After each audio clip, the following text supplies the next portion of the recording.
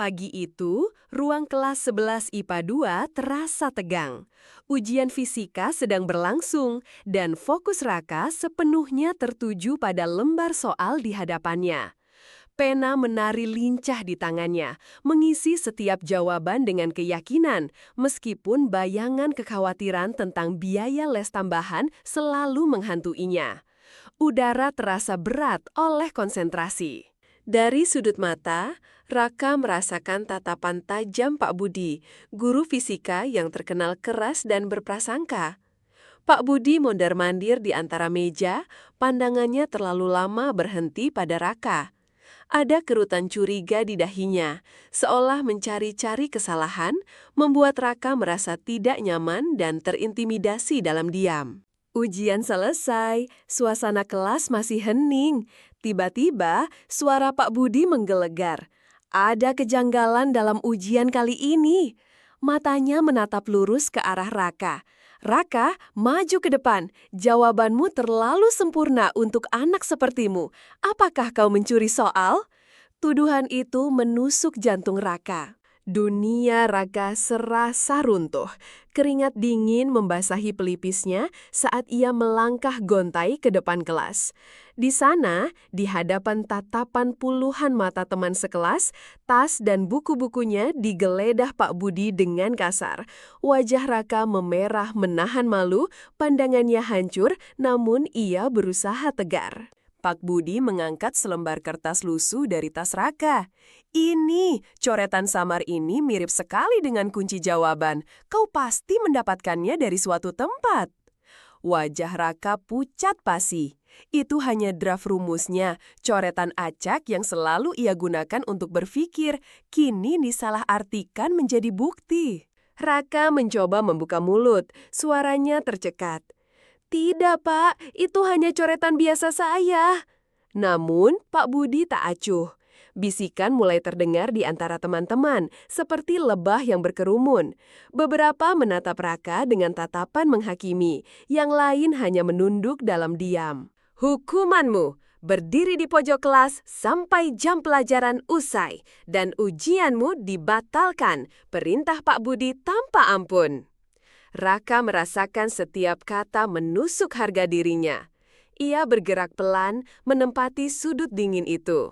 Matanya nanar menatap lantai, seolah ingin bumi menelannya saat itu juga.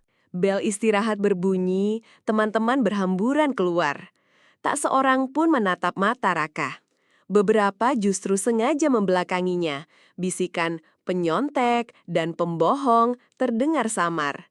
Raka merasakan dirinya terisolasi, seolah ada dinding tak kasat mata yang memisahkannya dari dunia. Langkah Raka gontai menyusuri koridor sekolah yang kini sepi.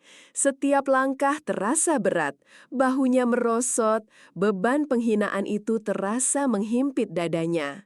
Udara dingin sekolah terasa menusuk, mencerminkan kekosongan dan kepedihan yang dirasakan hatinya yang hancur berkeping-keping. Sesampainya di rumah kontrakan yang sederhana, Raka terduduk lesu di sudut kamar. Bayangan wajah sinis Pak Budi dan bisikan teman-teman terus menghantuinya. Rasa malu bercampur amarah membuncah. Ia mengepalkan tangan, sebuah tekad membara muncul dari abu kehancuran itu. Ia akan bangkit. Beberapa hari berlalu sejak insiden memalukan itu. Raka memang mengurung diri di kamarnya yang sempit, namun kesedihan dan kemarahan di hatinya perlahan bertransformasi menjadi bara tekad yang membakar. Matanya yang dulu penuh kehancuran, kini memancarkan api semangat yang baru, seolah menyimpan sebuah janji pada dirinya sendiri. Diam-diam, Raka mulai rutin mengunjungi perpustakaan sekolah setelah jam pelajaran. Bukan lagi buku pelajaran biasa yang dicarinya, melainkan referensi sains tingkat lanjut, soal-soal olimpiade, dan buku-buku fisika yang tebal. Ia tenggelam dalam deretan rumus dan teori, seolah menemukan pelarian dan tujuan baru. Pak Jaya, pustakawan senior yang pendiam, sesekali melirik Raka dari balik kacamata tebalnya. Ia memperhatikan kegigihan Raka yang tak kenal lelah. Betapa siswa itu selalu ada di sudut yang sama, tenggelam dalam bacaan. Diam-diam, Pak Jaya merasa ada percikan potensi besar dalam diri Raka. Untuk mendapatkan soal-soal Olimpiade tahun-tahun sebelumnya, Raka harus mencari ke kios buku bekas di pasar, seringkali dengan uang pas-pasan hasil membantu ibunya. Terkadang ia harus menabung berhari-hari hanya untuk membeli satu buku soal latihan yang menjadi harta berharganya. Malam hari, Raka belajar di bawah lampu redup kamarnya. Buku-buku berserakan, coretan rumus memenuhi buku latihannya. Sesekali, ibunya datang membawa teh hangat, menatapnya dengan raut prihatin namun penuh dukungan. Tatapan itu menambah semangat Raka untuk terus berjuang, membuktikan dirinya. Suatu sore, Pak Jaya mendekati Raka di perpustakaan.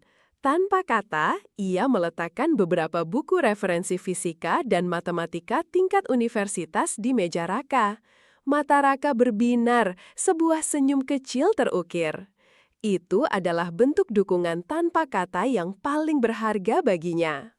Perlahan, beberapa teman sekelas yang dulunya menjauhi mulai melihat perubahan pada Raka.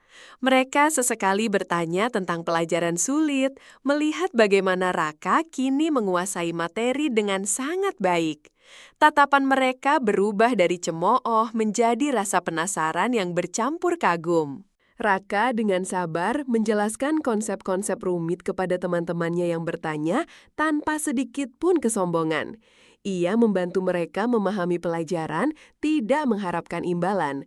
Kelembutan dan kecerdasannya mulai meluluhkan prasangka yang sempat menyelimiti dirinya. Sebuah pengumuman ditempel di mading sekolah. Seleksi Olimpiade Sains Nasional, OSN, tingkat kabupaten. Raka mendekatinya, membaca setiap kata dengan cermat. Sebuah senyum tipis, penuh tekad, terukir di bibirnya. Ini adalah kesempatannya untuk menunjukkan siapa dirinya yang sebenarnya. Raka mendaftarkan diri. Saat ia menyerahkan formulir, matanya bertemu dengan Pak Budi yang berada di ruang guru. Pak Budi terkejut melihat nama Raka, alisnya berkerut penuh keheranan. Tekad Raka semakin membara. Ia tahu ini adalah awal dari pertarungan yang harus ia menangkan. Hari yang dinanti tiba. Seleksi Olimpiade Sains Nasional tingkat kabupaten dimulai. Raka memasuki aula ujian yang dipenuhi peserta lain, langkahnya mantap. Tidak ada lagi keraguan di matanya, hanya ketenangan seorang pejuang yang siap membuktikan kemampuannya setelah melewati banyak rintangan tanpa henti. Di antara puluhan peserta lain, Raka mengerjakan soal-soal fisika dan matematika yang terkendal sulit itu dengan tenang dan lancar. Pena menari lincah di lembar jawaban, mengisi setiap ruang kosong dengan solusi tepat.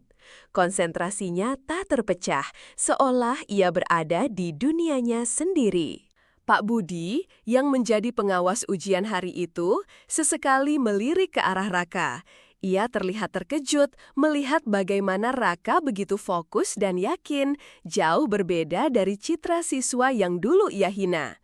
Alisnya berkerut, rasa penasaran bercampur tak percaya mulai menyelimuti benangnya. Hari pengumuman hasil seleksi tingkat kabupaten. Seluruh siswa berkumpul di aula.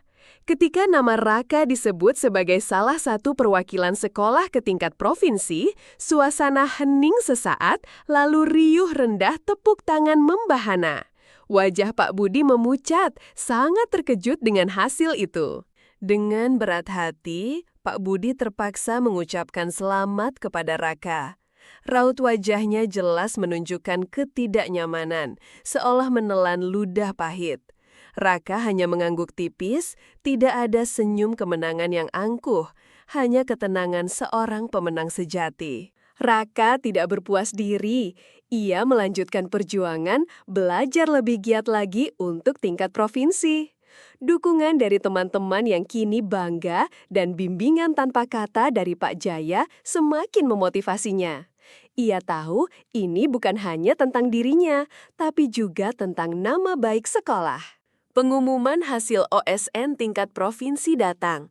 Seluruh sekolah menanti dengan cemas. Ketika berita itu tiba, kegembiraan meledak. Raka berhasil meraih medali emas, mengalahkan banyak peserta dari sekolah-sekolah favorit dan ternama. Namanya berkibar, membawa kebanggaan tak terkira. Pada upacara bendera berikutnya, kepala sekolah mengumumkan prestasi gemilang Raka di hadapan seluruh siswa dan guru. Tepuk tangan membahana, sorak-sorai memenuhi lapangan.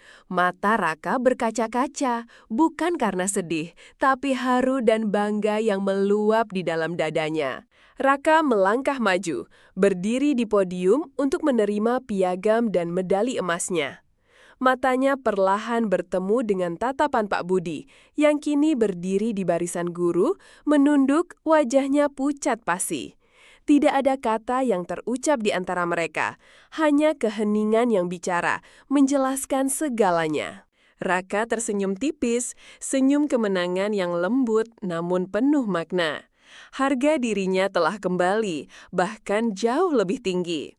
Balas dendam terbaik bukanlah dengan kata-kata kasar atau tindakan fisik, melainkan dengan kesuksesan yang diukir dari keringat dan tekad, sebuah pembalasan yang elegan dan tak terlupakan.